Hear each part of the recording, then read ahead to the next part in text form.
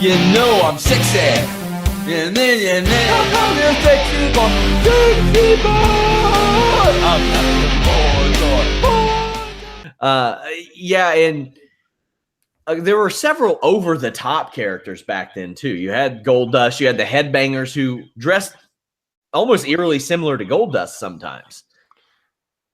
Luna as well, who we've spoken about before. What was the line of thinking in that? Who would have them dress like that? Was that their own call? Because you had the oddities then too.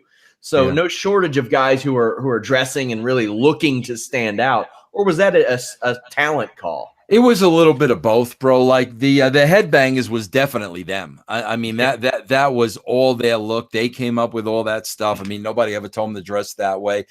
Goldust, bro, you know, Dustin developed a lot of that character on his own too, bro. You know, I mean, Dustin would get creative with his makeup and, you know, the wigs and stuff like that. A lot of that stuff, bro. I mean, the talent really had the license to try new things, you know what I mean? And they did. And I thought a lot of times it worked. I mean, very rarely, I can't even remember a time where we said, well, you got to dress exactly this way. I mean, it just wasn't that way back then, bro. They were, you know, talent back then was a big part of the creative, bro, a big part.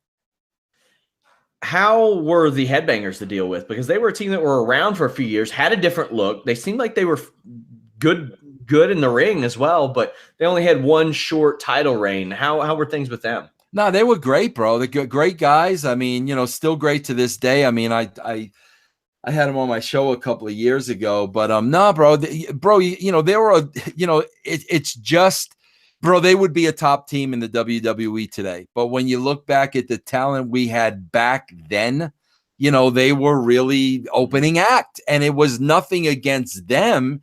It was just that the talent above them was just that much better. I mean, bro, when you had Road Dogg and Billy, and when you know, Kane and Undertaker would, you know, team up here and there.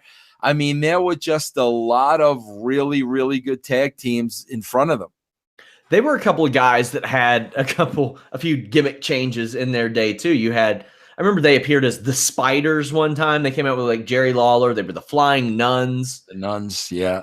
So on Saturday night, yeah. Yeah, I remember that. And when it finally clicked for them, and of course years later, I found out that they were a part of those.